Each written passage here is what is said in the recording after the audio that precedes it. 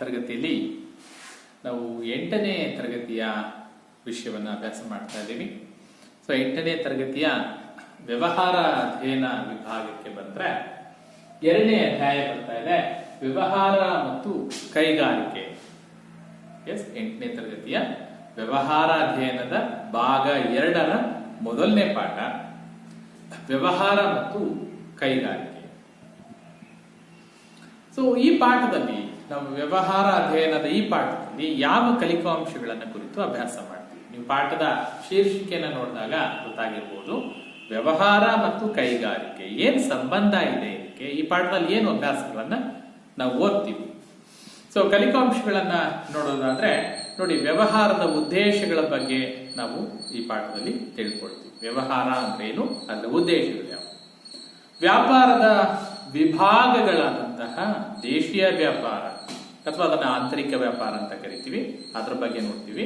ವಿದೇಶಿ ವ್ಯಾಪಾರ ಅಥವಾ ಅಂತಾರಾಷ್ಟ್ರೀಯ ವ್ಯಾಪಾರ ಅಂತ ಕರಿತೀವಿ, ಅದನ್ನ ನೋಡ್ತೀವಿ. ಮತ್ತೆ ಪುನರ್ರಫ್ತು ವ್ಯಾಪಾರ. ಸೊ ಈ 3 ವ್ಯಾಪಾರಗಳ ಅರ್ಥ, ವಿಧ ಮತ್ತು ಮಹತ್ವವನ್ನು ಕುರಿತು ಈ ಪಾಠದಲ್ಲಿ ಅಭ್ಯಾಸ ಮಾಡ್ತೀವಿ. ನೆಕ್ಸ್ಟ್ ಬಂದ್ಬಿಟ್ಟು ಕೈಗಾರಿಕೆಗಳು, ಅದರ ವಿಧಗಳ ಕುರಿತು ಅಭ್ಯಾಸ ಮಾಡ್ತೀವಿ. ಗೃಹ ಕೈಗಾರಿಕೆಗಳು ಮತ್ತು ಸಣ್ಣ ಕೈಗಾರಿಕೆಗಳು ಅಂತ ಹೇಳಿ ಅದರ ವಿಭಾಗಗಳನ್ನ ಅಭ್ಯಾಸ ಮಾಡ್ತೀವಿ. ವ್ಯವಹಾರ, ವ್ಯಾಪಾರ ಮತ್ತು ಕೈಗಾರಿಕೆಗಳಿಗೆ ಇರ್ತಕ್ಕಂಥ ಅಡಚಣೆಗಳೇನು ಅನ್ನೋದನ್ನ ಕುರಿತು ಅಭ್ಯಾಸ ಮಾಡ್ತೀವಿ.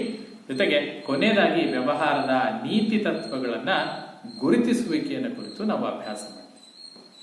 ಸೊ ಇಷ್ಟು ಕಲಿಕಾಂಶಗಳನ್ನ ಈ ಪಾಠ ಒಳಗೊಂಡಿದೆ. ಈ ಕಲಿಕಾಂಶಗಳನ್ನ ಕುರಿತು ನಾವು ಅಭ್ಯಾಸ ಮಾಡ್ತಾ. ಸೊ ಹಾಗಾದ್ರೆ ಶುರು ಮಾಡಬೇಡ ಇವತ್ತಿನ ಪಾಠವನ್ನ.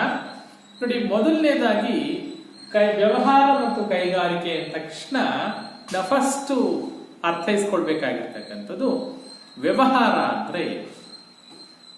ಸೊ 2 ಕಾನ್ಸೆಪ್ಟ್ ಬರುತ್ತೆ, ಒಂದು ವ್ಯವಹಾರ ಮತ್ತೊಂದು ವ್ಯಾಪಾರ.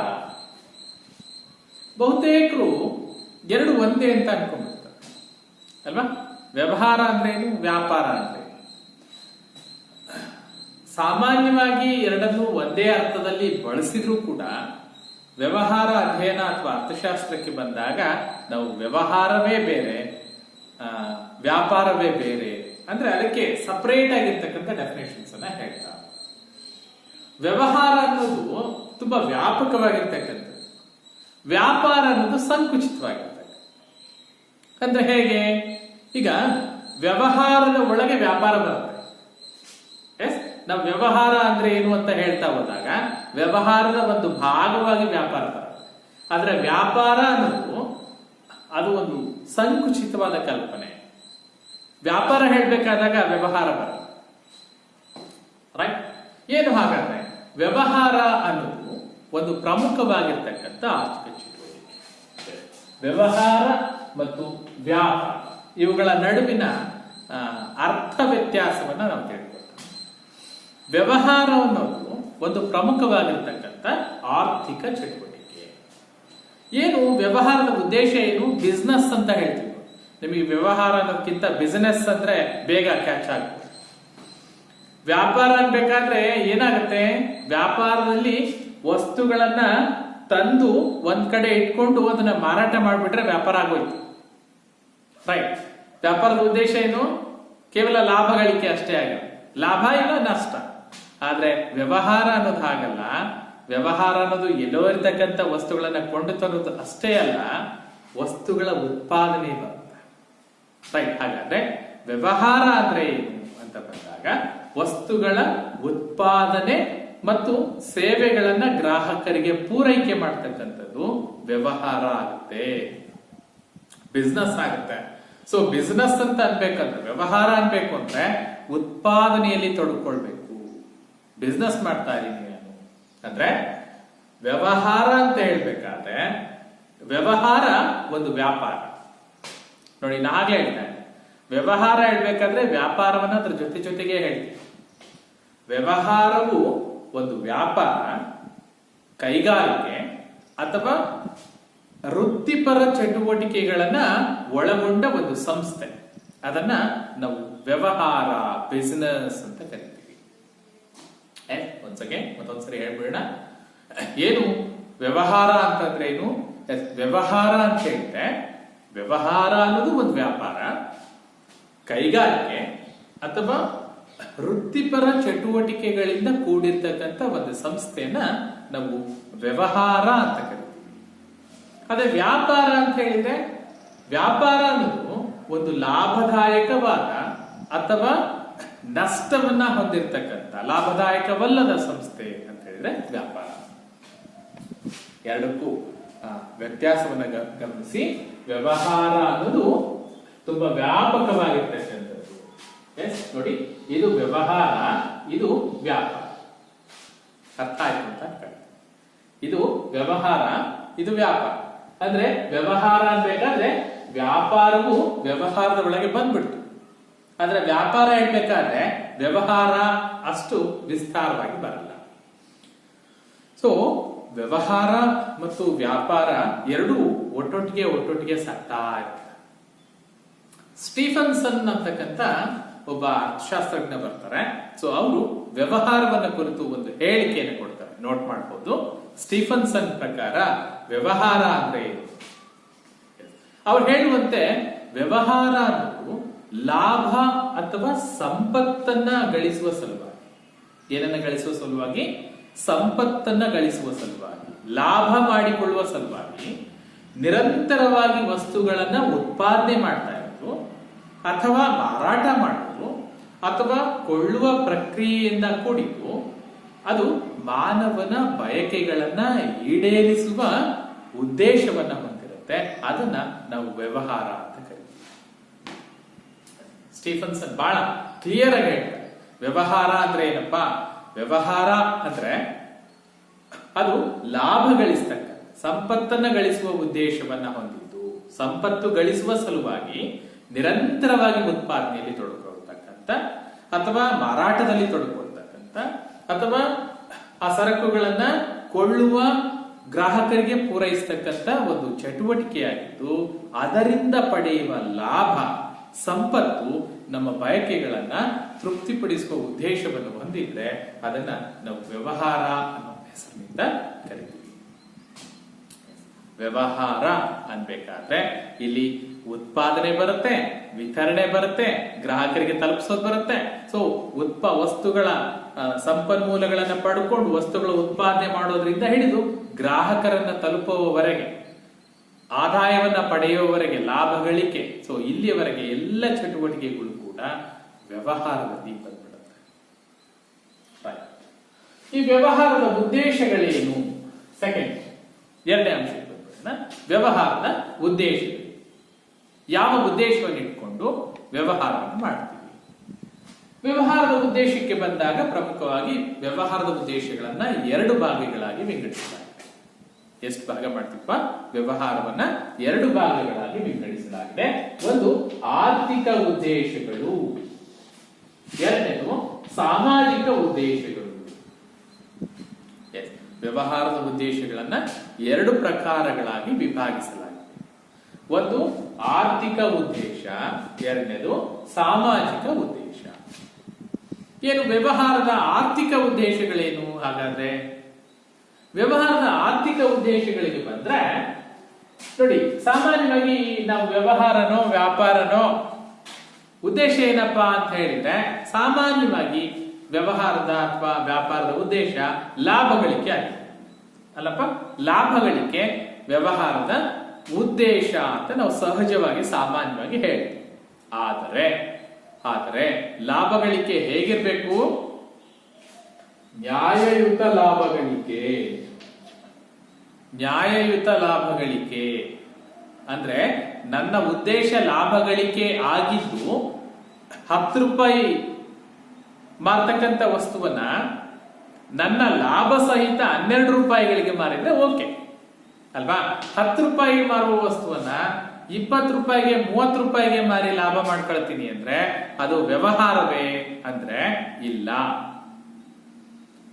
ಆ ಅನೈತಿಕ ಮಾರ್ಗದಿಂದ ಮಾಡ್ತಕ್ಕಂಥದ್ದು ನಿಜವಾದ ವ್ಯವಹಾರ ಅಲ್ಲ. ವ್ಯವಹಾರ ಹೇಗಿರ್ಬೇಕು ಅಂತಂದ್ರೆ ನ್ಯಾಯಯುತವಾದ ಲಾಭ ಗಳಿಕೆಯನ್ನ ಮಾಡ್ಕೊಳ್ತಕ್ಕಂಥದ್ದಾಗಿರ್ಬೇಕು.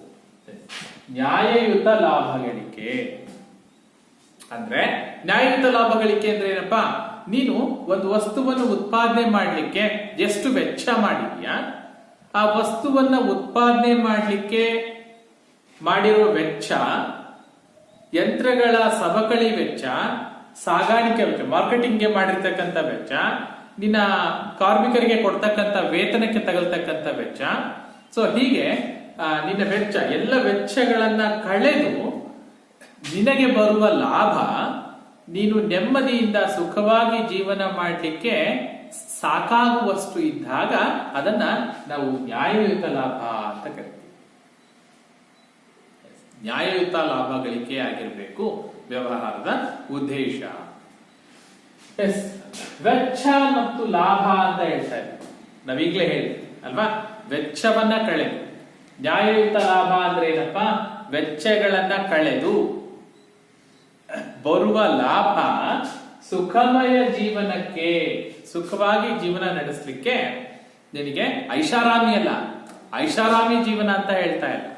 ಒಬ್ಬ ವ್ಯಕ್ತಿ ಸುಖವಾಗಿ ಜೀವಿಸ್ಲಿಕ್ಕೆ ಏನು ಅಗತ್ಯತೆಗಳಿದೆಯೋ ಅಷ್ಟನ್ನ ಕೊಳ್ಳಲಿಕ್ಕೆ ನಾನು ಆದಾಯವನ್ನ ಪಡ್ಕೊಂಡ್ರೆ ಅದನ್ನ ನಾವು ಸರಿಯಾದ ವ್ಯವಹಾರ ಅಂತ ಕರಿತೀವಿ.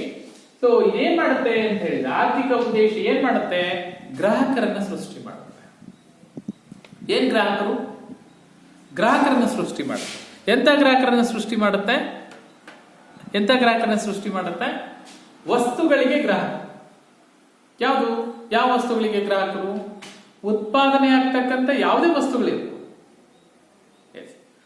ವ್ಯವಹಾರ ಅನ್ಬೇಕಾದ್ರೆ, ವ್ಯವಹಾರ ಅಂತ ಹೇಳ್ಬೇಕಾದ್ರೆ ವ್ಯವಹಾರದ ಮೂಲ ಉದ್ದೇಶ ಗ್ರಾಹಕರಿಗೆ ಅಗತ್ಯವಾಗಿ ಬೇಕಾಗಿರ್ತಕ್ಕಂಥ ಸರಕುಗಳನ್ನ ಉತ್ಪಾದನೆ ಮಾಡೋದು, ಉತ್ಪಾದನೆ ಮಾಡಿ ಆ ಸರಕುಗಳನ್ನು ಮಾರುಕಟ್ಟೆಗೆ ಪೂರೈಕೆ ಮಾಡೋದು, ಆ ಮೂಲಕ ಗ್ರಾಹಕರಿಗೆ ಆ ವಸ್ತುಗಳನ್ನ ತಲುಪಿಸಿ ಆ ವಸ್ತುಗಳಿಗೆ ಹೆಚ್ಚೆಚ್ಚು ಗ್ರಾಹಕರು ಸೃಷ್ಟಿಯಾದಾಗ ಆ ಉತ್ಪಾದನೆ ಆಗಿರ್ತಕ್ಕಂಥ ವಸ್ತುಗಳು ಮಾರಾಟ ಆಗುತ್ತೆ, ಆ ಮೂಲಕ ಕಂಪನಿಗೆ, ಉತ್ಪಾದಕನಿಗೆ ಆದಾಯ ಬರುತ್ತೆ, ಅದು ಅವನ ಜೀವನ ನಿರ್ವಹಣೆಗೆ ನೆರವಾಗುತ್ತೆ.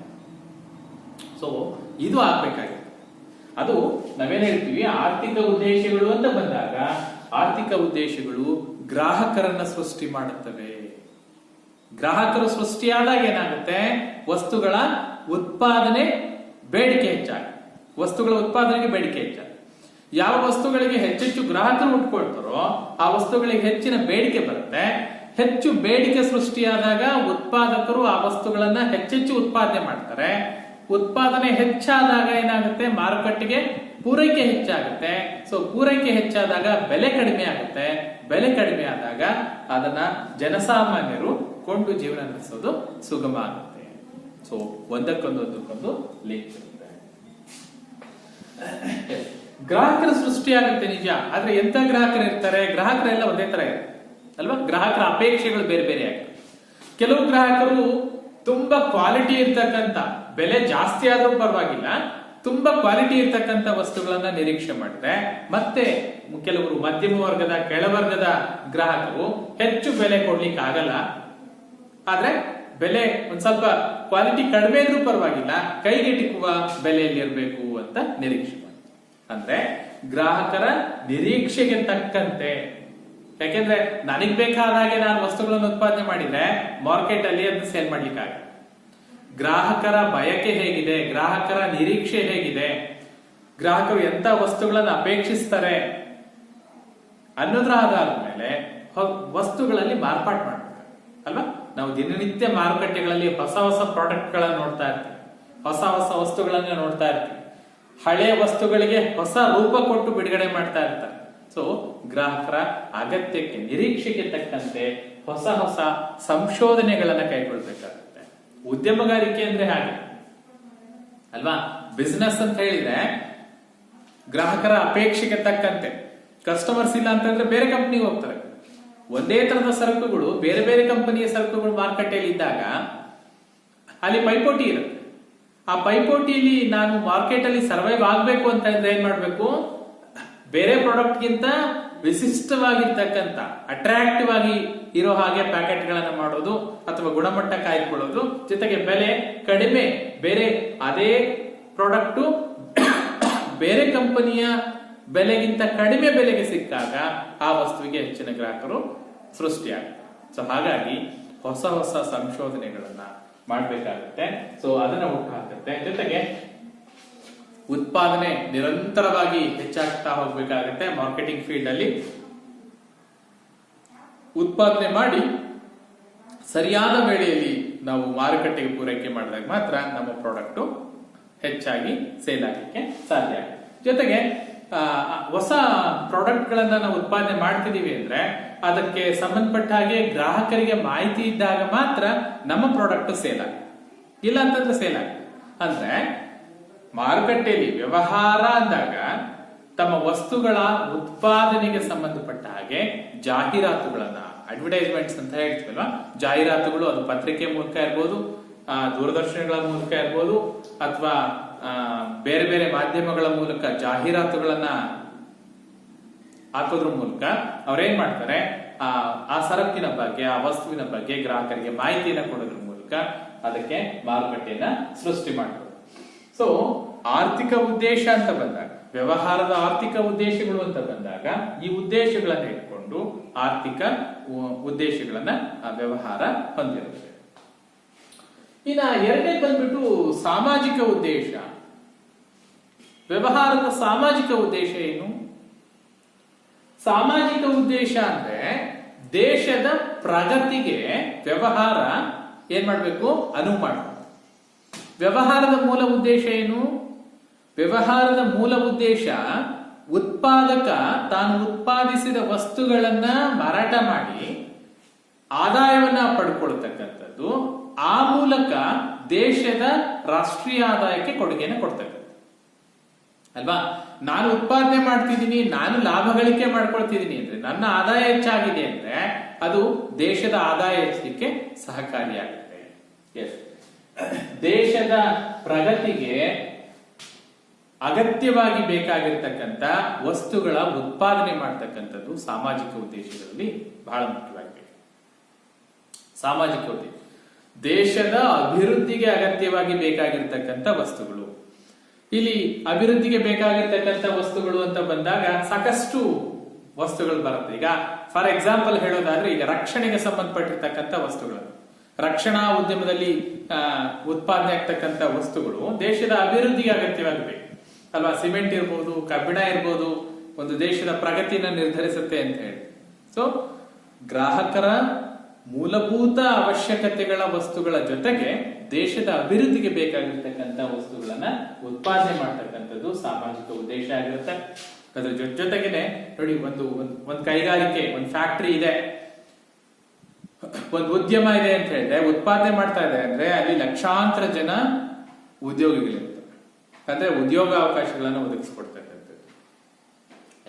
ವ್ಯವಹಾರದ ಉದ್ದೇಶ ಏನು, ವ್ಯವಹಾರದ ಸಾಮಾಜಿಕ ಉದ್ದೇಶ ಏನು ಅಂದ್ರೆ ಸಮಾಜದಲ್ಲಿ ಜನರಿಗೆ ಹೆಚ್ಚೆಚ್ಚು ಉದ್ಯೋಗಾವಕಾಶಗಳನ್ನ ಒದಗಿಸಿಕೊಡ್ತಕ್ಕಂಥದ್ದು, ಅವರಿಗೆ ವೇತನವನ್ನ, ಸಂಬಳವನ್ನ ಸಂದಾಯ ಮಾಡೋದ್ರ ಮೂಲಕ ಅವರ ಜೀವನ ನಿರ್ವಹಣೆಗೆ ಅಗತ್ಯ ಕ್ರಮಗಳನ್ನ ಕೈಗೊಳ್ತಕ್ಕಂಥದ್ದು, ಆ ಮೂಲಕ ಅವರ ಜೀವನ ಮಟ್ಟವನ್ನ ಉತ್ತಮಪಡಿಸ್ತಕ್ಕಂಥದ್ದು. ಥರ್ಡ್ ಪಾಯಿಂಟ್, ಜೀವನ ಮಟ್ಟ ಯಾವಾಗ ಉತ್ತಮ ಆಗುತ್ತಪ್ಪ? ಯಾವಾಗ ಉತ್ತಮ ಆಗುತ್ತೆ ಜೀವನ ಮಟ್ಟ? ವ್ಯಕ್ತಿಯ ವೈಯಕ್ತಿಕ ಆದಾಯ ಅಂತ ಏನ್ ಕೇಳ್ತೀವಿ, ತಲಾದಾಯ ಅಂತ ಏನ್ ಕರಿತೀವಿ. ತಲಾದಾಯ ಹೆಚ್ಚಾದಾಗ ಜೀವನ ಮಟ್ಟ ಹೆಚ್ಚಾಗುತ್ತೆ. ತಲಾದಾಯ ಯಾವಾಗ ಹೆಚ್ಚಾಗುತ್ತೆ? ಉದ್ಯೋಗ ದೊರೆತಾಗ ಅಲ್ವಾ. ಉದ್ಯೋಗ ದೊರೆತು ಆದಾಯ ಹೆಚ್ಚಾಗ, ವ್ಯಕ್ತಿಯ ಆದಾಯ ಹೆಚ್ಚಾದಷ್ಟು ತಲಾದಾಯ ಜಾಸ್ತಿ ಆಗುತ್ತೆ. ತಲಾದಾಯ ಮತ್ತು ರಾಷ್ಟ್ರೀಯ ಆದಾಯಗಳ ಬಗ್ಗೆ ನಾವು ಅರ್ಥಶಾಸ್ತ್ರದ ಪಾಠಗಳಲ್ಲಿ ಅಭ್ಯಾಸ ಮಾಡ್ತೇವೆ. ಸೊ ಸಮಾಜದ ಜನರ ಜೀವನ ಮಟ್ಟ ಉತ್ತಮಗೊಳ್ಬೇಕು ಅಂದ್ರೆ ಹೆಚ್ಚೆಚ್ಚು ಉದ್ಯೋಗಗಳು ಸೃಷ್ಟಿಯಾಗಬೇಕು. ಹೆಚ್ಚು ಉದ್ಯೋಗಗಳು ಸೃಷ್ಟಿಯಾದಾಗ ಜನರ ಜೀವನ ಮಟ್ಟ ಉತ್ತಮ ಆಗುತ್ತೆ. ಜೊತೆಗೆ ಸಾಮಾಜಿಕ ಉದ್ದೇಶಗಳಲ್ಲಿ ಕರ ಮತ್ತು ತೆರಿಗೆಗಳನ್ನ ಸಂಗ್ರಹಿಸೋದು, ಟ್ಯಾಕ್ಸ್ ಅಲ್ವಾ. ಹಲವಾರು ರೀತಿಯ ತೆರಿಗೆಗಳಿದೆ. ನೇರ ತೆರಿಗೆಗಳಿರ್ಬೋದು, ಪರೋಕ್ಷ ತೆರಿಗೆಗಳಿರ್ಬೋದು. ಸೊ ಜನರಿಂದ, ಸಮಾಜದಿಂದ ಸರ್ಕಾರ ನಿಗದಿಪಡಿಸಿರ್ತಕ್ಕಂಥ ತೆರಿಗೆಗಳನ್ನ, ಕರಗಳನ್ನ ಕಾಲ ಕಾಲಕ್ಕೆ ಸಂಗ್ರಹಿಸುವುದರ ಮೂಲಕ ದೇಶದ ಅಭಿವೃದ್ಧಿಗೆ ಬೇಕಾಗಿರ್ತಕ್ಕಂಥ ಆದಾಯವನ್ನ ಕ್ರೋಢೀಕರಿಸಿಕೊಡ್ತಕ್ಕಂಥದ್ದು ಸಾಮಾಜಿಕ ಉದ್ದೇಶ ಆಗಿದೆ. ಅದ್ರ ಜೊತೆಗೆ ನೋಡಿ, ವ್ಯವಹಾರದ ಸಾಮಾಜಿಕ ಉದ್ದೇಶ ಅಂತ ಬಂದಾಗ ಸಮಾಜಕ್ಕೆ ಅಗತ್ಯವಾಗಿ ಬೇಕಾಗಿರ್ತಕ್ಕಂಥ ಒಂದಷ್ಟು ಮೂಲಭೂತ ಸೌಲಭ್ಯಗಳನ್ನು ಒದಗಿಸಬೇಕಾಗುತ್ತೆ. ಅದು ಶಾಲಾ ಕಾಲೇಜುಗಳ ಸ್ಥಾಪನೆ ಇರ್ಬೋದು, ಆಸ್ಪತ್ರೆಗಳ ಸ್ಥಾಪನೆ ಇರ್ಬೋದು, ಸಮುದಾಯ ಭವನಗಳ ಸ್ಥಾಪನೆ ಇರ್ಬೋದು. ಅವುಗಳನ್ನ ಪ್ರಾರಂಭಿಸಿ ಅವುಗಳನ್ನ ನಿರ್ವಹಣೆ ಮಾಡ್ತಕ್ಕಂಥ ಜವಾಬ್ದಾರಿ ಸಾಮಾಜಿಕ ಜವಾಬ್ದಾರಿ ಆಗಿರುತ್ತೆ. ಉದ್ಯಾನವನಗಳಿರ್ಬೋದು, ಕ್ರೀಡಾಂಗಣಗಳಿರ್ಬೋದು, ರಸ್ತೆಗಳ ನಿರ್ವಹಣೆ ಇರ್ಬೋದು, ನಗರಗಳ ನಿರ್ವಹಣೆ ಇರ್ಬೋದು. ಸೊ ಇವೆಲ್ಲವೂ ಕೂಡ ಸಾಮಾಜಿಕ ಉದ್ದೇಶಗಳಲ್ಲಿ ಬರುತ್ತೆ. ಸೊ ಒಟ್ಟಾರೆ ಸಾಮಾಜಿಕ ಉದ್ದೇಶ ಅಂದ್ರೆ ಏನಪ್ಪಾ ಅಂದ್ರೆ ಸಮಾಜ ಕಲ್ಯಾಣ, ಸಮಾಜದ ಕಲ್ಯಾಣಕ್ಕಾಗಿ ಶ್ರಮಿಸ್ತಕ್ಕಂಥ ಉದ್ದೇಶ ಈ ವ್ಯವಹಾರ ಸಂಸ್ಥೆಗಳಿಗೆ ಇರುತ್ತೆ. ಸೊ ನಾವು ಇಲ್ಲಿವರೆಗೂ ಅಭ್ಯಾಸ ಮಾಡಿದ್ದೇನು ಅಂತ ನೋಡಿದ್ರೆ, ವ್ಯವಹಾರದ ಉದ್ದೇಶಗಳು ಅಂತ ಬಂದಾಗ ಎರಡು ಭಾಗ ಮಾಡ್ತಾ ಇದ್ದೀವಿ. ಒಂದು ಆರ್ಥಿಕ ಉದ್ದೇಶ, ಮತ್ತೊಂದು ಸಾಮಾಜಿಕ ಉದ್ದೇಶ. ಆರ್ಥಿಕ ಉದ್ದೇಶಗಳು ಏನು, ಸಾಮಾಜಿಕ ಉದ್ದೇಶಗಳೇನು? ಸೊ ಇಷ್ಟನ್ನ ನಾವು ಇಲ್ಲಿ ಅಭ್ಯಾಸ ಮಾಡಿದ್ದು. ವ್ಯಾಪಾರಕ್ಕೆ ಬಂದಾಗ ನಾವು ಇದುವರೆಗೂ ಹೇಳಿದ್ದು ವ್ಯವಹಾರ. ನೋಡಿ, ಈಗ ವ್ಯಾಪಾರಕ್ಕೆ ಬರ್ತಾ ಇದೆ. ವ್ಯಾಪಾರ ಅನ್ನೋದು ವಾಣಿಜ್ಯದ ಒಂದು ಭಾಗ ಅಂತ ಕರಿತೀವಿ. ವಾಣಿಜ್ಯದ ಒಂದು ಭಾಗ ವ್ಯಾಪಾರ. ವ್ಯಾಪಾರದಲ್ಲಿ ಹಲವಾರು ವಿಧಗಳಿವೆ. ವ್ಯಾಪಾರ ಅಂದ್ರೆ ಏನಪ್ಪಾ? ವ್ಯಾಪಾರ ಅಂತಂದ್ರೆ ವಸ್ತುಗಳ ಅಂದ್ರೆ ಸರಕುಗಳ ಕೊಳ್ಳುವಿಕೆ ಮತ್ತು ಮಾರುವಿಕೆ. ವಸ್ತುಗಳನ್ನ ಕೊಳ್ಳೋದು, ಅವನ್ನ ಗ್ರಾಹಕರಿಗೆ ಮಾರೋದು. ಈಗ ನಾನೊಬ್ಬ ವ್ಯಾಪಾರಿ ನಾನೇನ್ ಮಾಡ್ತೀನಿ? ವಸ್ತುಗಳನ್ನ ಉತ್ಪಾದಕರಿಂದ ಕೊಳ್ಳುತ್ತೀನಿ, ಕೊಂಡು ತಂದು ಒಂದತ್ರ ಸ್ಟಾಕ್ ಮಾಡ್ಕೊಳ್ತೀನಿ. ಅದನ್ನೇನ್ ಮಾಡ್ತೀನಿ? ಗ್ರಾಹಕರಿಗೆ ಅಗತ್ಯಕ್ಕೆ ತಕ್ಕಂತೆ ಮಾರಾಟ ಮಾಡ್ತೀನಿ. ಸೊ ಕೊಳ್ಳುವ ಮಾರು ಈ ಪ್ರಕ್ರಿಯೆಯನ್ನ ನಾವು ವ್ಯಾಪಾರ ಅಂತ ಕರಿತೀವಿ. ಕೊಳ್ಳುವ ಮತ್ತು ಮಾರುವ ಪ್ರಕ್ರಿಯೆಯನ್ನ ವ್ಯಾಪಾರ. ಈ ಕೊಳ್ಳುವ ಮಾರುವ ಪ್ರಕ್ರಿಯೆ ಎಲ್ಲಿ ನಡೀತಾ ಇದೆ ಅನ್ನೋದ್ರ ಆಧಾರದ ಮೇಲೆ ವ್ಯಾಪಾರವನ್ನ 3 ವಿಧಗಳಾಗಿ ಇಲ್ಲಿ ವಿಭಾಗ ಮಾಡ್ತಾರೆ. 3 ವಿಭಾಗಗಳು, ಪ್ರಮುಖವಾಗಿ 3 ವಿಭಾಗ, ಮತ್ತು ಅದರೊಳಗೆ ಅಂಗಗಳು. ರೈಟ್? ವ್ಯಾಪಾರ ಎಂದರೇನು, ವ್ಯಾಪಾರದ ವಿಧಗಳನ್ನ ತಿಳಿಸಿ ಅಂತ ನಿಮ್ಗೆ ಪ್ರಶ್ನೆ ಬಂದಾಗ, ವ್ಯಾಪಾರ ಅಂತ ಹೇಳಿದ್ರೆ ಸರಕುಗಳನ್ನ ಕೊಳ್ಳುವುದು ಮತ್ತು ಕೊಂಡ ಸರಕುಗಳನ್ನ ಗ್ರಾಹಕರಿಗೆ ಮಾರಾಟ ಮಾಡುವುದನ್ನ ನಾವು ವ್ಯಾಪಾರ ಅಂತ ಕರಿತೀವಿ. ಅಥವಾ ತುಂಬಾ ಸರಳವಾಗಿ ವ್ಯಾಪಾರ ಅಂದ್ರೆ ಏನಪ್ಪಾ ಅಂದ್ರೆ ವಸ್ತುಗಳ ಕೊಳ್ಳುವಿಕೆ ಮತ್ತು ಮಾರುವಿಕೆಯನ್ನ ವ್ಯಾಪಾರ ಅಂತ ಕರಿತೀವಿ. ವ್ಯಾಪಾರದ ವಿಧಗಳು ಅಂತ ಬಂದಾಗ ವ್ಯಾಪಾರವನ್ನು 3 ವಿಧಗಳಾಗಿ ವಿಭಾಗಿಸ್ತೀವಿ. ಹೇಗೆ? ಯಾವುದರ ಆಧಾರದ ಮೇಲೆ? ಸ್ಥಳದ ಆಧಾರ. ಎಲ್ಲಿ ನಡೀತಾ ಇದೆ ವ್ಯಾಪಾರ? ನಾ ಹೇಳ್ತೀನಿ. ವ್ಯಾಪಾರವನ್ನು 3 ವಿಧಗಳಾಗಿ ವಿಭಾಗ ಮಾಡ್ತಾ ಇದ್ದೀವಿ. ಯಾವ್ಯಾವಪ್ಪ? ಒಂದು ಆಂತರಿಕ ವ್ಯಾಪಾರ ಅಥವಾ ದೇಶೀಯ ವ್ಯಾಪಾರ ಅಂತ ಕರೀತೀವಿ. ಆಂತರಿಕ ವ್ಯಾಪಾರ ಅಥವಾ ದೇಶೀಯ ವ್ಯಾಪಾರ. ಯಾವುದು ಆಂತರಿಕ ವ್ಯಾಪಾರ ಅಥವಾ ದೇಶೀಯ ವ್ಯಾಪಾರ ಅಂದ್ರೆ ಏನು? ನೋಡಿ, ಹೇಳ್ತಾ ಇದೆ ದೇಶೀಯ ಅಂದ್ರೆ ದೇಶದ, ಆಂತರಿಕ ಅಂದ್ರೆ ಒಳಗೆ ಅಲ್ಲ, ಒಳಗೆ. ಆಂತರಿಕ ಅಂದ್ರೆ ಒಳಗೆ. ಅಂದ್ರೆ ಒಂದು ರಾಷ್ಟ್ರದ ಎಲ್ಲೆಯೊಳಗೆ, ಒಂದು ರಾಷ್ಟ್ರದ ಗಡಿಯೊಳಗೆ. ಪ್ರತಿಯೊಂದು ರಾಷ್ಟ್ರಕ್ಕೂ ಒಂದು ಎಲ್ಲೆ ಅಂತ ಇರುತ್ತಲ್ಲ, ಒಂದು ಗಡಿ ಅಂತ ಇರುತ್ತಲ್ಲ. ಈಗ ಭಾರತದ ಗಡಿಯೊಳಗೆ ಮಾಡ್ತಕ್ಕಂಥ ವ್ಯಾಪಾರವನ್ನು ಭಾರತದ ಆಂತರಿಕ ವ್ಯಾಪಾರ ಅಂತ ಕರೀತೀವಿ. ರೈಟ್? ಇದು ಒಂದು ರಾಷ್ಟ್ರ. ಪ್ರತಿಯೊಂದು ರಾಷ್ಟ್ರ ಯಾವುದೇ ರಾಷ್ಟ್ರ ಆಯ್ತು, ಪ್ರತಿಯೊಂದು ರಾಷ್ಟ್ರವು ತನ್ನ ಎಲ್ಲೆಯೊಳಗೆ ನಡೆಸುವ ವ್ಯಾಪಾರವನ್ನ, ತನ್ನ ಗಡಿಯ ಒಳಗೆ ನಡೆಸುವ ವ್ಯಾಪಾರವನ್ನ ಆ ರಾಷ್ಟ್ರದ ಆಂತರಿಕ ವ್ಯಾಪಾರ ಅಥವಾ ಆ ರಾಷ್ಟ್ರದ ದೇಶೀಯ ವ್ಯಾಪಾರ ಅಂತ ಕರೀತೀವಿ. ಫಾರ್ ಎಕ್ಸಾಂಪಲ್, ಈಗ ಭಾರತದ ರಾಜ್ಯಗಳ ನಡುವೆ, ಭಾರತ ತನ್ನ ಎಲ್ಲ ರಾಜ್ಯಗಳು, ರಾಷ್ಟ್ರದ ಗಡಿಯನ್ನು ಬಿಟ್ಟು ಭಾರತ ತನ್ನ ಎಲ್ಲೆಯೊಳಗೆ ನಡೆಸುವ ವ್ಯಾಪಾರವನ್ನು, ತನ್ನ ಗಡಿಯೊಳಗೆ ಮಾಡ್ತಕ್ಕಂಥ ವ್ಯಾಪಾರವನ್ನು ಭಾರತದ ಆಂತರಿಕ ವ್ಯಾಪಾರ ಅಂತ ಕರಿತೀವಿ. ಅಮೆರಿಕ ತನ್ನ ಎಲ್ಲೆಯೊಳಗೆ ಮಾಡುವ ವ್ಯಾಪಾರವನ್ನ ಅಮೆರಿಕದ ಆಂತರಿಕ ವ್ಯಾಪಾರ ಅಂತ ಕರಿತೀವಿ. ಆಂತರಿಕ ವ್ಯಾಪಾರ ಅಂದ್ರೆ ಅದು ಪ್ರತಿಯೊಂದು ರಾಷ್ಟ್ರ ತನ್ನ ಗಡಿಯೊಳಗೆ ಮಾಡಿಕೊಳ್ಳುವ ವ್ಯಾಪಾರವನ್ನ ಆಂತರಿಕ ವ್ಯಾಪಾರ. ಪ್ರತಿಯೊಂದು ರಾಷ್ಟ್ರಗಳು ಆಂತರಿಕ ವ್ಯಾಪಾರ ಮಾಡಿ. ಎರಡನೇದು ಬಂದ್ಬಿಟ್ಟು ವಿದೇಶಿ ವ್ಯಾಪಾರ. ವಿದೇಶಿ ವ್ಯಾಪಾರ ಏನು ಅಂತ ಡೆಫಿನೇಷನ್ ನೋಡೋಣ, ಆಮೇಲೆ ಮುಂದೆ ಬರ್ತದೆ. ವಿದೇಶಿ ವ್ಯಾಪಾರ ಅಂದ್ರೆ ಏನಪ್ಪ? ಹೆಸರೇ ಹೇಳ್ತಾ ಇದೆ, ದೇಶಿ ವಿದೇಶಿ. ವಿದೇಶಿ ಅಂದ್ರೆ ಬೇರೆ ದೇಶ. ಅಂತಾರಾಷ್ಟ್ರೀಯ ವ್ಯಾಪಾರ ಅಂದ್ರೆ ದೇಶ ದೇಶಗಳ ನಡುವೆ ನಡೀತಕ್ಕಂಥ ವ್ಯಾಪಾರ. ನಾವ್ ಹೇಳ್ತಾ ಇದ್ದೀವಿ ನೋಡಿ, ಇದು ಭಾರತಪ್ಪ, ಇದು ಅಮೆರಿಕ ಅಂತ ತಗೊಂಡ್ರೆ, ಭಾರತ ತನ್ನ ಗಡಿಯೊಳಗೆ ವ್ಯಾಪಾರ ಮಾಡಿದ್ರೆ ಅದು ಭಾರತದ ಆಂತರಿಕ ವ್ಯಾಪಾರ. ಅಮೆರಿಕ ತನ್ನ ಗಡಿಯೊಳಗೆ ವ್ಯಾಪಾರ ಮಾಡಿದ್ರೆ ಅದು ಅಮೆರಿಕದ ಆಂತರಿಕ ವ್ಯಾಪಾರ. ಇದಕ್ಕೆ ಬದಲಾಗಿ ಭಾರತ ಅಮೆರಿಕದೊಂದಿಗೆ ಅಥವಾ ಅಮೆರಿಕ ಭಾರತದೊಂದಿಗೆ ವ್ಯಾಪಾರ ಮಾಡಿದ್ರೆ ಅದನ್ನ ವಿದೇಶಿ ವ್ಯಾಪಾರ ಅಂತ ಕರೀತೀವಿ. ಏನು ವಿದೇಶಿ ವ್ಯಾಪಾರ ಅಂದ್ರೆ ಒಂದು ದೇಶ ಮತ್ತೊಂದು ದೇಶದ ಜೊತೆ ನಡೆಸುವ ವ್ಯಾಪಾರವನ್ನ ನಾವು ಅಂತಾರಾಷ್ಟ್ರೀಯ ವ್ಯಾಪಾರ ಅಥವಾ ವಿದೇಶಿ ವ್ಯಾಪಾರ ಅಂತ ಕರೀತೀವಿ. ಒಂದು ದೇಶ ಇತರ ದೇಶಗಳೊಡನೆ ಅಂದ್ರೆ ತನ್ನ ಗಡಿಯನ್ನ ಮೀರಿ, ತನ್ನ ಎಲ್ಲೆಯನ್ನ ದಾಟಿ ಬೇರೆ ರಾಷ್ಟ್ರಗಳ ಜೊತೆ ಮಾಡ್ತಕ್ಕಂಥ ವ್ಯಾಪಾರವನ್ನ ವಿದೇಶಿ ವ್ಯಾಪಾರ ಅಥವಾ ಅಂತಾರಾಷ್ಟ್ರೀಯ ವ್ಯಾಪಾರ ಅಂತ ಕರಿತೀವಿ. ಮೂರನೇದಿದೆ ನೋಡಿ, ಮೂರನೇದು ಇದು ಪುನರ್ ರಫ್ತು ವ್ಯಾಪಾರ. ಏನು ಪುನರ್ ರಫ್ತು ವ್ಯಾಪಾರ? ಹೆಸರು ಹೇಳ್ತಾರೆ, ಪುನರ್ ರಫ್ತು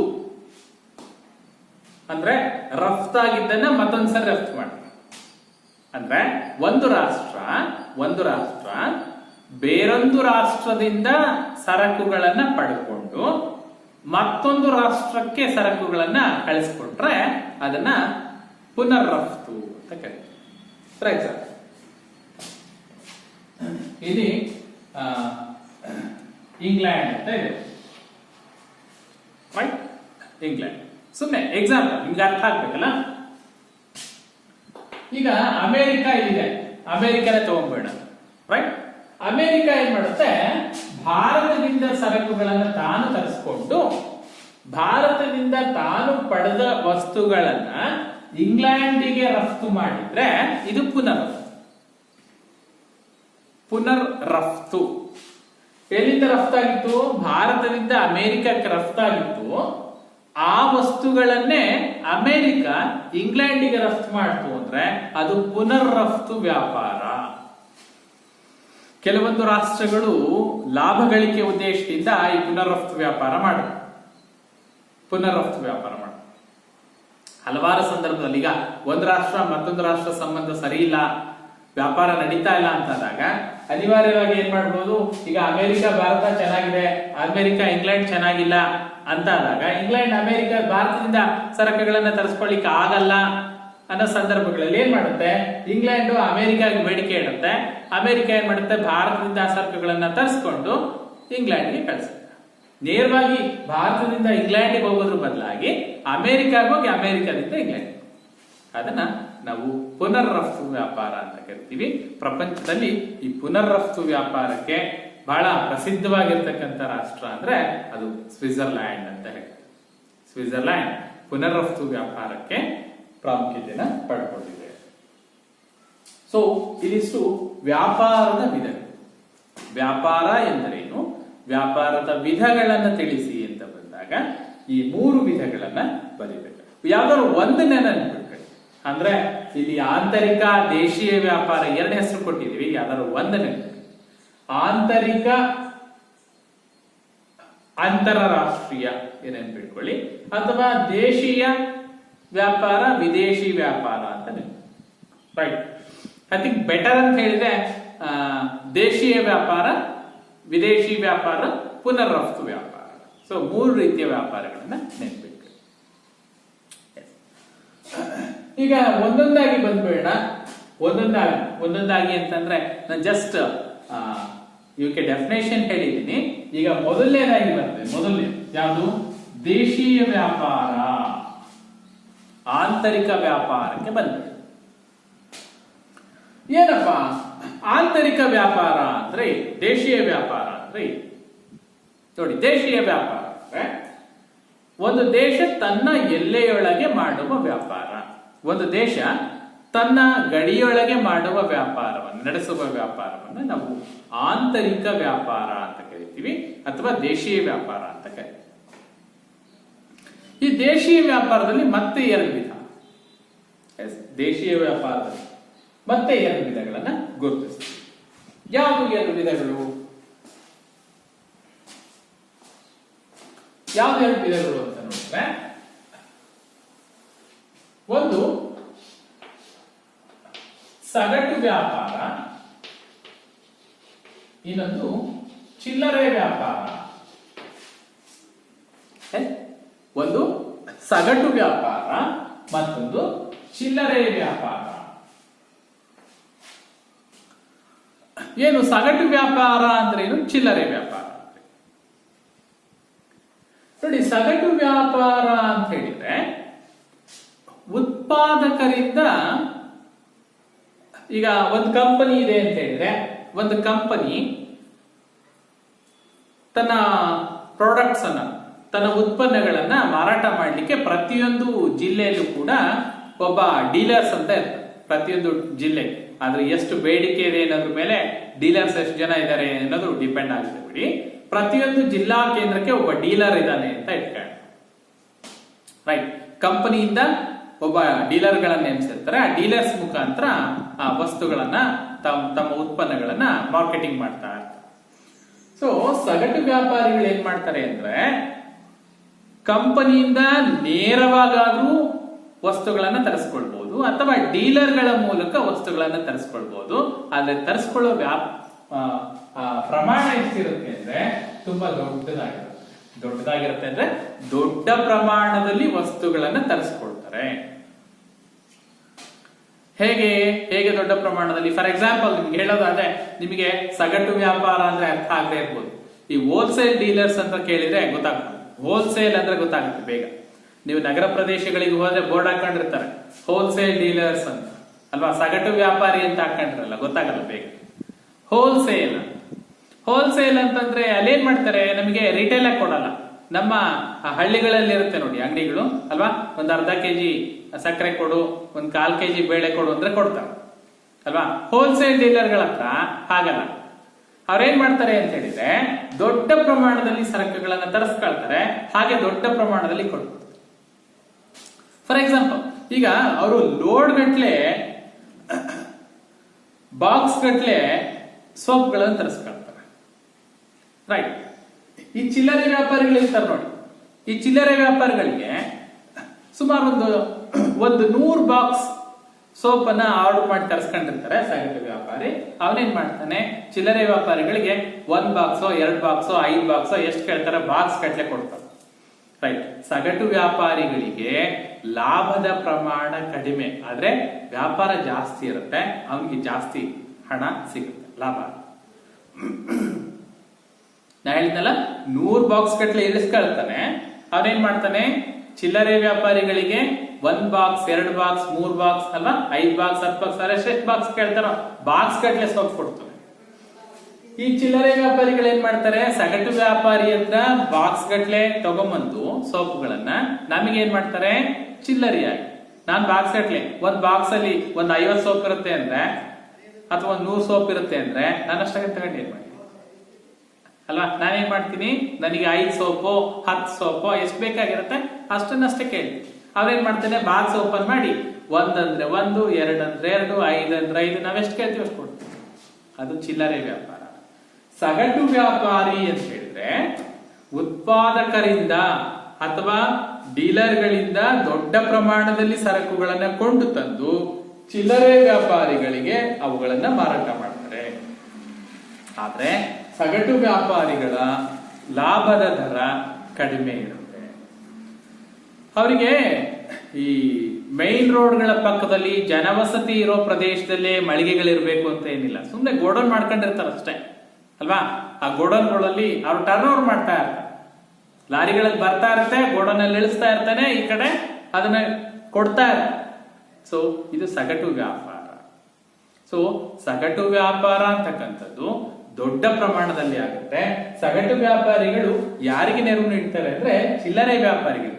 ಈಗ ನಾನೊಬ್ಬ ಚಿಲ್ಲರೆ ವ್ಯಾಪಾರಿ ಇದ್ದೀನಿ ಅಂದ್ರೆ ನಾನು ಪ್ರತಿ ಸಾರಿ ನಿಗದಿತ ವಸ್ತುಗಳನ್ನ ಅದೇ ವ್ಯಕ್ತಿಯಿಂದ ತಗೊಂಡ್ಬರ್ತೀನಿ ಅಲ್ವಾ. ವಾರದಲ್ಲೋ ತಿಂಗಳಲ್ಲೋ ಒಂದ್ 3-4 ಸರಿ ಅವನಿಂದ ನಾವು ವಸ್ತು ತಗೊಂಡ್ ಬರ್ತಿದೀನಿ ಅಂತ ಹೇಳಿದ್ರೆ, ನಾನು ರೆಗ್ಯುಲರ್ ಕಸ್ಟಮರ್ ಆಗಿದ್ರೆ ಅವನೇನ್ ಮಾಡ್ತಾನೆ, ನನಗೆ ಸಾಲ ಸೌಲಭ್ಯ ಕೊಡ್ತಾನೆ. ಸಾಲ ಸೌಲಭ್ಯ ಅಂದ್ರೆ ಹೇಗೆ? ಈಗ ನಾನು ಒಂದು 5,000 ಸರಕುಗಳನ್ನ ತಂದೆ ಅಂತಂದ್ರೆ ನಾನು ಅಮೌಂಟ್ ಕೊಡೋದಿಲ್ಲ, ಹಾಗೆ ಬರ್ತೀನಿ. ಆ ಪ್ರಾಡಕ್ಟ್ ಸೇಲ್ ಆದ್ಮೇಲೆ ಆ 5,000 ಪೇ ಮಾಡ್ತೀನಿ, ಮತ್ತೆ ವಸ್ತುಗಳನ್ನ ತಗೊಂಡ್ಬರ್ತೀನಿ. ಸೊ ಸಾಲ ಸೌಲಭ್ಯಗಳನ್ನ ಚಿಲ್ಲರೆ ವ್ಯಾಪಾರಿಗಳು ಹೊಸ ಪ್ರಾಡಕ್ಟ್ ಯಾವ್ದು ಬಂದಿದೆ ಅನ್ನೋದನ್ನ ಮಾಹಿತಿ ಕೊಡ್ತಾರೆ. ಹೊಸ ಪ್ರಾಡಕ್ಟ್ ಗಳನ್ನ ಕಡಿಮೆ ಬೆಲೆಗೆ ಹಾಕೊಡ್ತಕ್ಕಂಥ ಪ್ರಯತ್ನ ಸಗಟು ವ್ಯಾಪಾರಿಗಳು ಮಾಡ್ತಾರೆ. ಇದು ಒಂದು. ಇನ್ನ ಎರಡನೇದು ಬಂದ್ಬಿಟ್ಟು ಚಿಲ್ಲರೆ ವ್ಯಾಪಾರ. ನಮಗೆ ಸಗಟು ವ್ಯಾಪಾರಿಗಳಿಗಿಂತ ಹೆಚ್ಚಿನ ಪರಿಚಿತವಾದಂತಹ ವ್ಯಾಪಾರಿಗಳು ಅಂದ್ರೆ ಚಿಲ್ಲರೆ ರಿಟೇಲರ್ಸ್. ನಮ್ಮ ಹಳ್ಳಿಗಳಲ್ಲಿ ಅಂದ್ರೆ ಗ್ರಾಹಕರಿಗೆ ಕಟ್ಟ ಉತ್ಪಾದನೆಯಿಂದ ಹಿಡಿದು ಗ್ರಾಹಕರ ಕೈ ತಲುಪುವವರೆಗೆ ಕೊನೆಯ ಹಂತ ಯಾವುದು ಅಂದ್ರೆ ಚಿಲ್ಲರೆ ವ್ಯಾಪಾರಿಗಳು. ಚಿಲ್ಲರೆ ಇವ್ರೇನ್ ಮಾಡ್ತಾರೆ? ಚಿಲ್ಲರೆ ವ್ಯಾಪಾರಿಗಳಿಂದ ಗ್ರಾಹಕರಿಗೆ ಇರತಕ್ಕಂತ ಅನುಕೂಲಗಳು ಏನು ಅಂತ ನಾವು ನೋಡ್ತಾ ಇದ್ವಿ. ನಮ್ಮೆಲ್ಲರಿಗೂ ಅಂದ್ರೆ ಗ್ರಾಹಕರಿಗೆ ಕಟ್ಟ ಕಡೆಗೆ ನಮಗೆ ಲಭ್ಯ ಇರೋದು ಯಾರು ಅಂತ ನೋಡಿದ್ರೆ ಅದು ಚಿಲ್ಲರೆ ವ್ಯಾಪಾರಿ ಅಲ್ವಾ.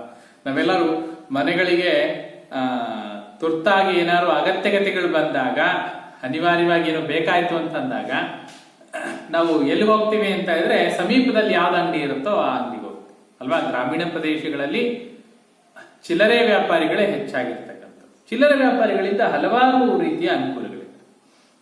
ನಾವೇನ್ ಮಾಡ್ತೀವಿ, ಮುಂದುವರೆದು ಸ್ವಲ್ಪ ಅನುಕೂಲ ಇರೋರು ಕೂಡ ನಗರ ಪ್ರದೇಶಗಳ ಹತ್ರ ಇತ್ತು ಅಂತಂದ್ರೆ ನಗರ ಪ್ರದೇಶಗಳು ಹೋಗ್ಬಿಟ್ಟು ಹೋಲ್ಸೇಲ್ ವ್ಯಾಪಾರಿಗಳೇ ಇರ್ತಾರೆ, ಅವ್ರ ಹತ್ರ 1 ತಿಂಗಳಿಗೋ 2 ತಿಂಗಳಿಗೋ ಆಗುವಷ್ಟು ಒಂದೇ ಸರಿಗೆ ಸಾಮಾನುಗಳನ್ನು ಕಟ್ಸ್ಕೊಂಡ್ ಬಂದ್ಬಿಡ್ತೀವಿ. ಒಂದಷ್ಟು ಹಣ ಕಡಿಮೆ ಆಗುತ್ತೆ, ಉಳಿತಾಯ ಆಗುತ್ತೆ ಅನ್ನೋ ಕಾರಣ.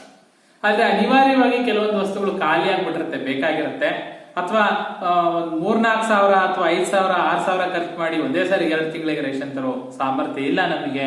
ಅವತ್ತಿಂದ ಅವತ್ತಿಗೆ ವಾರಕ್ಕೆ ಏನ್ ಬೇಕೋ ಅದನ್ನ ತಗೊಂಡ್ಬರ್ತೀವಿ ಅಂದಾಗ ನಾವೆಲ್ಲಿಗೆ ಹೋಗ್ತೀವಿ ಅಂತ ಹೇಳಿದ್ರೆ ಚಿಲ್ಲರೆ ವ್ಯಾಪಾರಿಗಳ ಹತ್ರ ಹೋಗ್ತೀವಿ. ಈ ಚಿಲ್ಲರೆ ವ್ಯಾಪಾರಿಗಳು ನಾವಾಗ್ಲೇ ಹೇಳಿದ ಹಾಗೆ ಸಗಟು ವ್ಯಾಪಾರಿಗಳಿಂದ ಹಿಡಿಯಾಗಿ ತಂದು ಗ್ರಾಹಕರಿಗೆ ಬಿಡಿ ಬಿಡಿಯಾಗಿ ಮಾರಾಟ ಮಾಡ್ತಕ್ಕಂಥ ಕೆಲಸವನ್ನ ಈ ಚಿಲ್ಲರೆ ವ್ಯಾಪಾರಿಗಳು ಮಾಡ್ತಾರೆ. ಒಂದಷ್ಟು ಅನುಕೂಲಗಳನ್ನ ನೋಟ್ ಮಾಡಬಹುದು. ಚಿಲ್ಲರೆ ವ್ಯಾಪಾರಿಗಳಿಂದ ದೊರೀತಕ್ಕಂಥ ಅನುಕೂಲಗಳೇನು ಅಂತ ಹೇಳಿದ್ರೆ ನೋಟ್ ಮಾಡಿ. ಕೊನೆಯ ಕೊಂಡಿಯಾಗಿದ್ದಾರೆ ಇವರು. ಏನು ಕೊನೆಯ ಕೊಂಡಿ?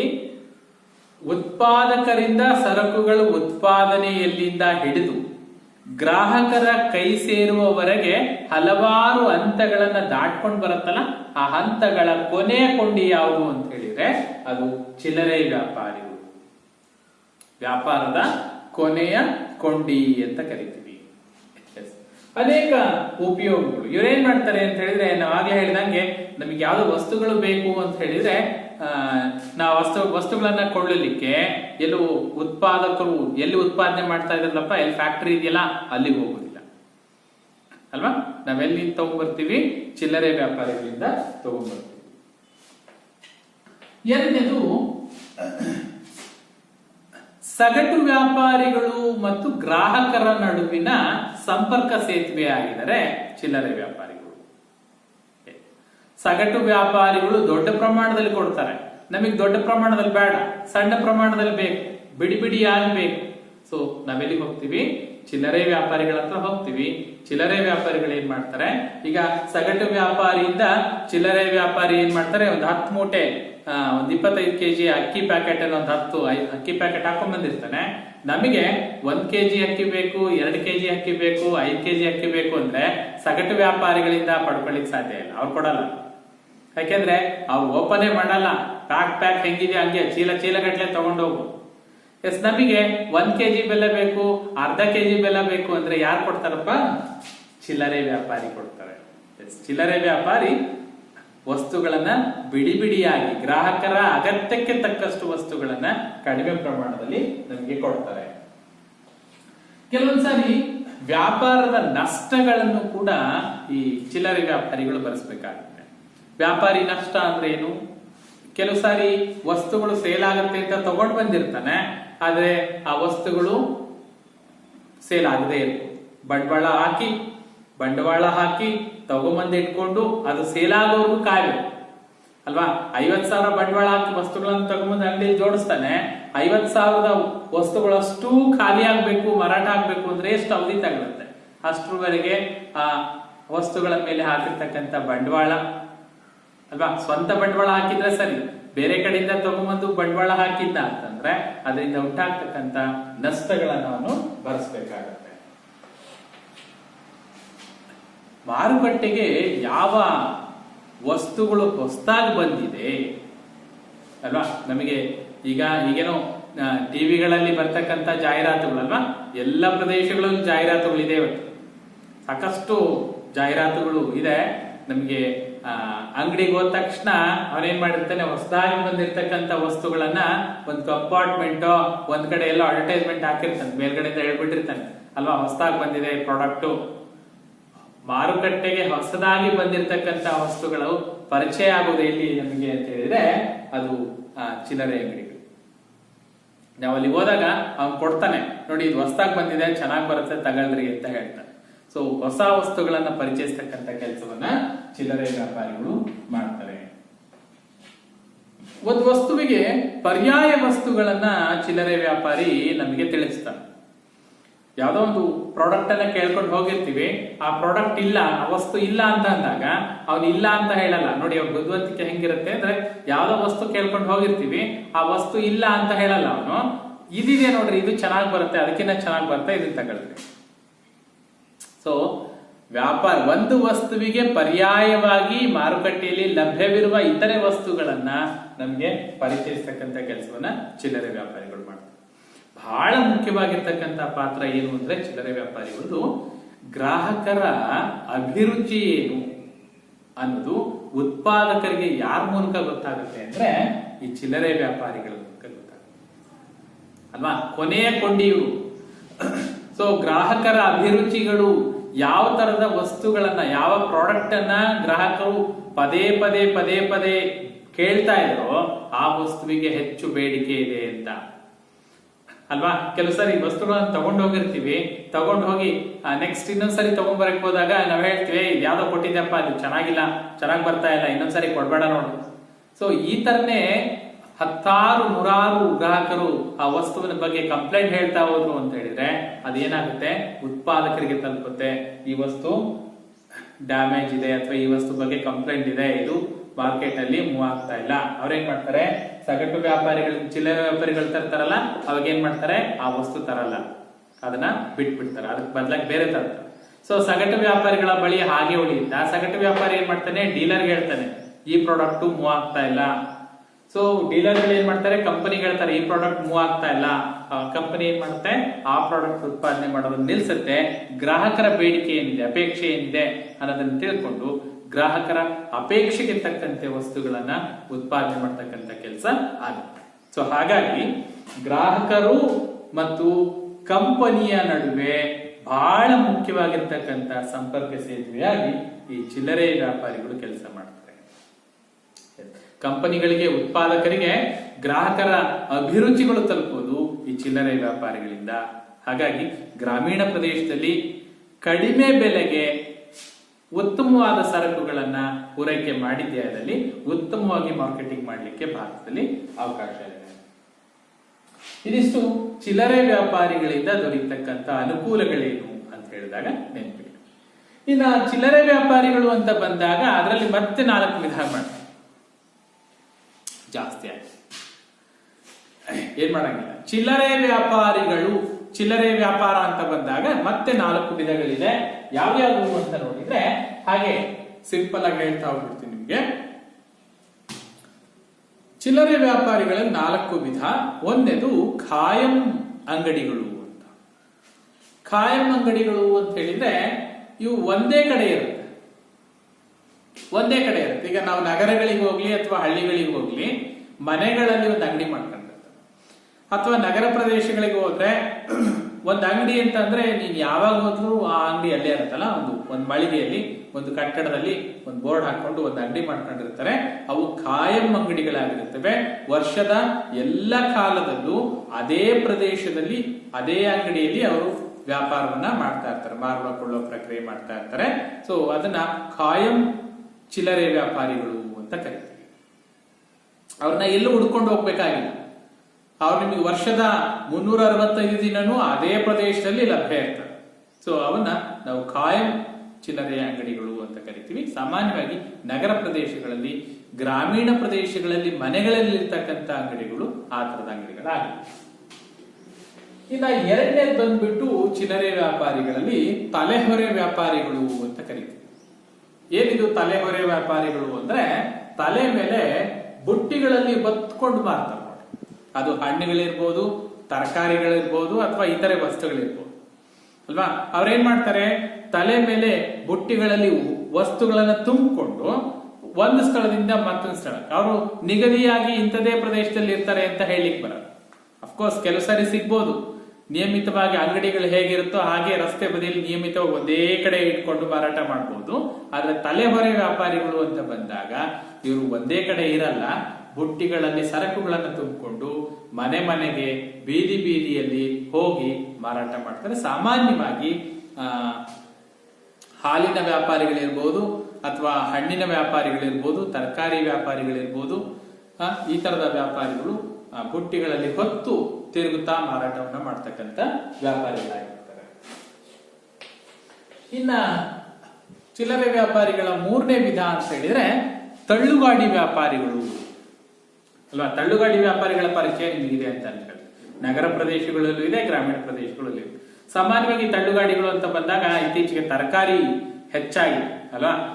ಒಂದು ತಳ್ಳುಗಾಡಿ ಮೇಲೆ 4 ಗಾಲಿ ಇರ್ತಕ್ಕಂಥ ಒಂದು ತಳ್ಳುಗಾಡಿ ಮೇಲೆ ತರಕಾರಿಗಳು, ವಸ್ತುಗಳು ಏನಿರುತ್ತೆ ಅವುಗಳನ್ನ ಹಾಕೊಂಡು ಅವ್ರೇನ್ ಮಾಡ್ತಾರೆ, ಸಾಮಾನ್ಯವಾಗಿ ಒಂದು ರಸ್ತೆಯಿಂದ ಮತ್ತೊಂದು ರಸ್ತೆಗೆ ಬೆಳಗಿನಿಂದ ಸಂಜೆವರೆಗೆ ಗಾಡಿಯನ್ನ ತಳ್ಳೋದ್ರ ಮೂಲಕ, ಅದರ ಮೂಲಕ ವಸ್ತುಗಳನ್ನು ಮಾರಿ ಅವರು ಜೀವನವನ್ನ ನಡೆಸ್ತಾರೆ. ಸೊ ತಳ್ಳುಗಾಡಿ ವ್ಯಾಪಾರಿಗಳು ಹಣ್ಣಿನ ವ್ಯಾಪಾರಿ ಇರ್ಬೋದು, ತರಕಾರಿ ವ್ಯಾಪಾರಿ ಇರ್ಬೋದು, ಒಟ್ಟಾರೆ ಏನಾರು ಅವ್ರು ವ್ಯಾಪಾರ ಮಾಡಿ ಅವ್ರ ವ್ಯಾಪಾರದ ಸರಕು ಏನೇ ಆಗಿರ್ಲಿ ಒಂದು ಕಡೆ ನಿಗದಿಯಾಗಿ ಇರದೆ ಗಾಡಿಗಳ ಮೇಲೆ ವಸ್ತುಗಳನ್ನ ತುಂಬಿಕೊಂಡು ಪ್ರದೇಶದಿಂದ ಪ್ರದೇಶಕ್ಕೆ ಹೋಗ್ತಾ ಇರ್ತಾರೆ. ಒಂದು ರಸ್ತೆಯಿಂದ ಮತ್ತೊಂದು ರಸ್ತೆಗೆ ಹೋಗ್ತಾ ಇರ್ತಾರೆ. ಅಥವಾ ನಗರ ಪ್ರದೇಶಗಳಲ್ಲಿ ಕೆಲವು ಕಡೆ ಗಾಡಿಗಳ ಮೇಲೆ ವಸ್ತುಗಳನ್ನ ಹಾಕೊಂಡು, ಹಣ್ಣು ಹಾಕೊಂಡು, ತರಕಾರಿ ಹಾಕೊಂಡು ನಿಗದಿಯಾದ ಸ್ಥಳದಲ್ಲಿ ಅಲ್ಲೇ ಇರ್ತಾರೆ. ಆದ್ರೆ ಅವ್ರದ್ದು ನಿಗದಿಯಾದ ಕಾಯಂ ಅಂಗಡಿ ಆಗಿರಲ್ಲ, ಗಾಡಿ ಮೇಲೆ, ತಳ್ಳುಗಾಡಿ ಮೇಲೆ ವ್ಯಾಪಾರ ಮಾಡ್ತಾ ಇರ್ತಾರೆ. ಇನ್ನ ಲಾಸ್ಟ್ನೇ ಬಂದ್ಬಿಟ್ಟು ಸಂತೆಗಳು ಅಲ್ವಾ. ಗ್ರಾಮೀಣ ಪ್ರದೇಶಗಳಲ್ಲಿ ಸಂತೆಗಳ ಪರಿಚಯ ನಿಮಗಿದೆ ಅಂತ ಅನ್ಕೊಳ್ಳಿ. ಸಂತೆಗಳು ಸಾಮಾನ್ಯವಾಗಿ ಗ್ರಾಮೀಣ ಪ್ರದೇಶಗಳಲ್ಲಿ ವಾರಕ್ಕೊಂದು ಸಂತೆ ಅಂತ ಮಾಡ್ತಾರಲ್ವಾ. ಗ್ರಾಮೀಣ ಪ್ರದೇಶದ ಜನರ ಅಗತ್ಯಕ್ಕೆ ತಕ್ಕ ಹಾಗೆ ಸುತ್ತಮುತ್ತಲಿನ 4-6 ಹಳ್ಳಿಗಳು ಸೇರ್ಕೊಂಡು ಒಂದ್ ಕಡೆ ಒಂದು ದಿನ ನಿಗದಿಪಡಿಸಿದ ದಿನದಲ್ಲಿ ಹಣ್ಣು, ತರಕಾರಿ ಆ ಸ್ಥಳೀಯ ಮಾರುಕಟ್ಟೆಯಲ್ಲಿ ಸ್ಥಳೀಯವಾಗಿ ಹೊಲಗದ್ದೆಗಳಲ್ಲಿ ಬೆಳೆದಿರ್ತಕ್ಕಂಥ ಸರಕುಗಳನ್ನ ಮಾರಾಟ ಮಾಡೋದ್ರ ಮೂಲಕ ಅವರಿಗೆ ಅವರ ಅಗತ್ಯಗಳನ್ನು ಪೂರೈಸಿಕೊಳ್ತಾರೆ. ಸಂತೆಗಳಲ್ಲಿ ಎಲ್ಲ ರೀತಿಯ ವಸ್ತುಗಳು ಲಭ್ಯತೆ ಇರುತ್ತೆ. ಎಲ್ಲ ರೀತಿಯ ವಸ್ತುಗಳು ಲಭ್ಯ ಇರುತ್ತೆ. ಅದು ದಿನಸಿ ವಸ್ತುಗಳಿಂದ ಹಿಡಿದು ಅಗತ್ಯ ಅವಶ್ಯಕ ವಸ್ತುಗಳು ಸಂತೆಗಳಲ್ಲಿ ಭೇಟಿ ಮಾಡಿದ್ರೆ ಗೊತ್ತಿರುತ್ತೆ. ಎಲ್ಲ ರೀತಿಯ ಸರಕುಗಳು ಇರುತ್ತೆ. ಸೊ ಸಂತೆಗಳು ಕೂಡ ಚಿಲ್ಲರೆ ವ್ಯಾಪಾರದ ಒಂದು ವಿಧ. ಸಂತೆಗಳು ನಿಗದಿಪಡಿಸಿದ ದಿನದಂದು ನಿಗದಿಪಡಿಸಿದ ಸ್ಥಳದಲ್ಲಿ ಸರಕುಗಳ ಮಾರಾಟ ಮತ್ತು ಕೊಳ್ಳುವಿಕೆಯ ಮೂಲ ಆಗಿರುತ್ತೆ. ಸಂತೆಗಳು ಕೂಡ ಗ್ರಾಮೀಣ ಪ್ರದೇಶದ ಅಗತ್ಯ ವಸ್ತುಗಳ ಬೇಡಿಕೆಗಳನ್ನ ಪೂರೈಸತಕ್ಕಂತ ಒಂದು ವ್ಯಾಪಾರಿ ಸಂಸ್ಥೆ ಆಗಿದೆ. ಸೊ ಇದಿಷ್ಟು ಅಂದ್ರೆ ನಾವು ಚಿಲ್ಲರೆ ವ್ಯಾಪಾರಿಗಳ ವಿಧಗಳನ್ನ ತಿಳಿಸಿ ಅಂದ್ರೆ 4 ವಿಧ ಮಾಡಿದೀವಿ. ಒಂದು ಕಾಯಂ ಅಂಗಡಿಗಳು, ತಲೆಹೊರೆ ವ್ಯಾಪಾರಿಗಳು, ತಳ್ಳುಗಾಡಿ ವ್ಯಾಪಾರಿಗಳು ಮತ್ತು ಸಂತೆಗಳು, ಗ್ರಾಮೀಣ ಪ್ರದೇಶದ ಸಂತೆಗಳು. ಸೊ ಇದಿಷ್ಟು ಅಂದ್ರೆ ಇವತ್ತಿನ ತರಗತಿಯಲ್ಲಿ ನಾವು ಏನ್ ಕಲ್ತಿದೀವಿ ಅಂತ ನೋಡಿದ್ರೆ, ವ್ಯವಹಾರ ಅಂದ್ರೆ ಏನು, ವ್ಯವಹಾರದ ಉದ್ದೇಶ, ಅದರಲ್ಲಿ 2 ಉದ್ದೇಶಗಳಿದೆ. ಒಂದು ಆರ್ಥಿಕ ಉದ್ದೇಶ, ಮತ್ತೊಂದು ಸಾಮಾಜಿಕ ಉದ್ದೇಶ. ಅವುಗಳನ್ನ ಪಟ್ಟಿ ಮಾಡಿದ್ವಿ. ಜೊತೆಗೆ ವ್ಯಾಪಾರ ಅಂದ್ರೆ ಏನು, ವ್ಯಾಪಾರದ ವಿಧಗಳು, ವ್ಯಾಪಾರದ ವಿಧಗಳಲ್ಲಿ ಡೆಫಿನೇಷನ್ ನೋಡಿದೀವಿ. ಆಂತರಿಕ ವ್ಯಾಪಾರದಲ್ಲಿ ಮತ್ತೆರಡು ಭಾಗ ಮಾಡ್ತೀವಿ, ಸಗಟು ವ್ಯಾಪಾರ, ಚಿಲ್ಲರೆ ವ್ಯಾಪಾರ, ಅದರ ಅನುಕೂಲಗಳನ್ನ ನೋಡಿ. ಸೊ ಇವತ್ತಿನ ಪಾಠಕ್ಕೆ ಸಂಬಂಧಪಟ್ಟ ಹಾಗೆ ಒಂದಷ್ಟು ಪ್ರಶ್ನೆಗಳನ್ನ ನೋಟ್ ಮಾಡಿಕೊಂಡು ಆನ್ಸರ್ ಮಾಡಿ. ಮೊದಲನೇದಾಗಿ ವ್ಯವಹಾರ ಎಂದರೇನು, ವ್ಯವಹಾರದ ಉದ್ದೇಶಗಳನ್ನ ತಿಳಿಸಿ. ಇದು ಮೊದಲನೇ ಪ್ರಶ್ನೆ. ವ್ಯವಹಾರ ಎಂದರೇನು, ವ್ಯವಹಾರದ ಉದ್ದೇಶಗಳನ್ನ ತಿಳಿಸಿ. ಉದ್ದೇಶಗಳನ್ನು ತಿಳಿಸಿ ಅಂದಾಗ ನೀವು ಭಾಗ ಮಾಡಿ ಬರೀಬೇಕು. ಆರ್ಥಿಕ ಉದ್ದೇಶಗಳು ಯಾವುವು, ಸಾಮಾಜಿಕ ಉದ್ದೇಶಗಳು ಯಾವುವು. ಎರಡನೇ ಪ್ರಶ್ನೆ, ವ್ಯಾಪಾರ ಎಂದರೇನು, ವ್ಯಾಪಾರದ ವಿಧಗಳನ್ನ ತಿಳಿಸಿ. ವ್ಯಾಪಾರದ ವಿಧಗಳನ್ನ ತಿಳಿಸಿ. ವ್ಯಾಪಾರ ಡೆಫಿನೇಷನ್ ಬರೀಬೇಕು, ಅದರ ವಿಧಗಳನ್ನ ಬರೀಬೇಕು. ಮೂರನೇ ಪ್ರಶ್ನೆ, ಚಿಲ್ಲರೆ ವ್ಯಾಪಾರಿಗಳಿಂದ ಗ್ರಾಹಕರಿಗೆ ದೊರೆತಕ್ಕಂಥ ಅನುಕೂಲಗಳೇನು. ಚಿಲ್ಲರೆ ವ್ಯಾಪಾರಿಗಳಿಂದ ಗ್ರಾಹಕರಿಗೆ ದೊರೆತಕ್ಕಂಥ ಅನುಕೂಲಗಳೇನು. ಚಿಲ್ಲರೆ ವ್ಯಾಪಾರದ ವಿಧಗಳನ್ನ ತಿಳಿಸಿ. 4 ಚಿಲ್ಲರೆ ವ್ಯಾಪಾರಿಗಳ ವಿಧಗಳನ್ನ ತಿಳಿಸಿ. ಸೊ ಇದಿಷ್ಟು ಪ್ರಶ್ನೆಗಳಿಗೆ ಆನ್ಸರ್ ಮಾಡಿ ನೀಟಾಗಿ ಟೆಕ್ಸ್ಟ್ ಬುಕ್ ಅನ್ನು ಓದಿ ಪರೀಕ್ಷಾ ದೃಷ್ಟಿಯಿಂದ ಅಭ್ಯಾಸದಲ್ಲಿ ಇರ್ತಕ್ಕಂಥ ಪ್ರಶ್ನೆಗಳಿಗೆ ಉತ್ತರ ಬರೀರಿ. ಮುಂದಿನ ತರಗತಿಯಲ್ಲಿ ಮುಂದಿನ ಭಾಗದ ಕಲಿಕಾಂಶಗಳನ್ನ ಕುರಿತು ಅಭ್ಯಾಸ ಮಾಡೋಣ, ಭಾಗ 2ರಲ್ಲಿ. ಅಲ್ಲಿವರೆಗೂ ನಿರಂತರವಾಗಿ ಓದ್ತಾರಿ. ನಿರಂತರವಾದ ಓದು ನಿಮ್ಮ ಜ್ಞಾನವನ್ನ ವೃದ್ಧಿಸುತ್ತೆ. ಹಾಗಾಗಿ ಅಭ್ಯಾಸವನ್ನ ಕಂಟಿನ್ಯೂಸ್ ಆಗಿ ಮಾಡಿ. ಮುಂದಿನ ತರಗತಿಯಲ್ಲಿ ಮತ್ತೊಂದು ಕಲಿಕಾಂಶದ ಜೊತೆ ಮತ್ತೆ ನಿಮ್ಮನ್ನ ಭೇಟಿ ಆಗ್ತೀನಿ. ಅಲ್ಲಿವರೆಗೂ ಧನ್ಯವಾದ.